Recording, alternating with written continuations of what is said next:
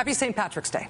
Last year on St. Patrick's Day on this show, you might recall we had on set the king of American bartending, Dale DeGroff. He showed us how to make two drinks on the St. Patrick's Day theme, Irish coffee and something called the Dubliner with whiskey and Irish mist.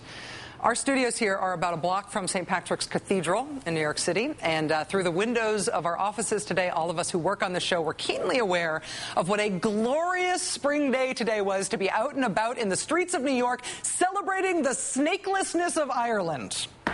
We, however, did not get out to celebrate the snakelessness of Ireland or anything else because we were all at work. To mitigate the pain, we decided it was time for St. Patrick's Cocktails Round 2. And no, this is not some implied something about Irishness and drinking. We do cocktails about all sorts of things on this show, so hate mail away, but you're misfiring. We're going to make something called Oisin's Dram. Right, Kent? All right.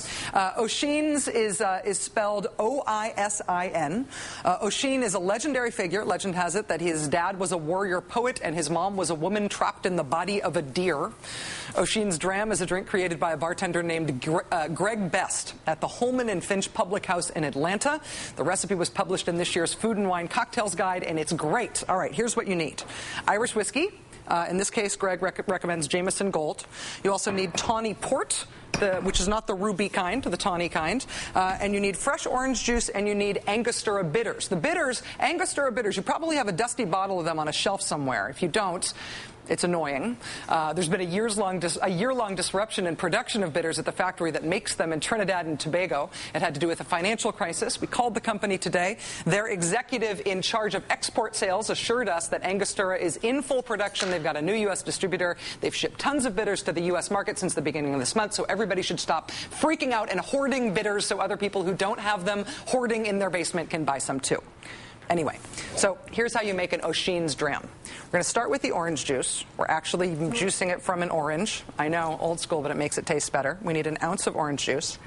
And then, on top of the ounce of orange juice, Kent, you don't mind if I'm slow, right? No. That's my thing about being a hobbyist bartender. I'm pretty good at this, but I'm slow. I've tasted your work before. All right. Worth it. Ounce of orange juice, ounce of port, tawny port. Go, Maddow, go. Go, Maddow, go. This is really expensive port. And then we only couldn't find the cheap stuff. I always have the cheap stuff at home. And an ounce and a half of whiskey. We're going to top it off with 4 dashes of bitters. You shake it up with ice, pour it into a rocks glass, and garnish it with a dash of cinnamon. It's delicious. We're going to enjoy it per FCC regulations during the commercial break. And we will post the recipe for it on our website, which is rachel.msnbc.com. Happy St. Patrick's Day. Countdown starts right now.